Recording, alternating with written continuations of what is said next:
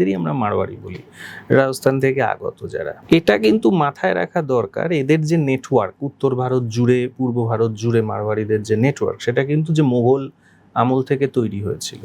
In fact জগৎ সেঠ, উমিচাঁদ এরা কিন্তু মারওয়ারি ছিলেন, যারা রবার্ট ক্লাইভকে হেল্প করেছিল পলাশির যুদ্ধে জিততে। মারওয়ারিদেরই তখন আপার হ্যান্ড ছিল, কিন্তু সামহাউ 57 থেকে 1790 এর মধ্যে বাঙালি হিন্দু উচ্চবর্ণরা ইংরেজদের প্রধান অ্যালাই হয়ে দাঁড়ায় এবং মারওয়ারিদের সে সময় খানিকটা সাবডিউড হয়ে যায়। কিন্তু এই 1870 থেকে আবার আমরা দেখি বাঙালি উচ্চবর্ণদের সঙ্গে ইংরেজদের একটা টাসল শুরু হয়েছে। বাঙালি উচ্চবর্ণদের ব্যবসা থেকে মন চলে এসছে চাকরিতে, মারওয়ারিরা আবার প্রধান অ্যালাই হয়ে ওঠে পূর্ব ভারতে ইংরেজদের।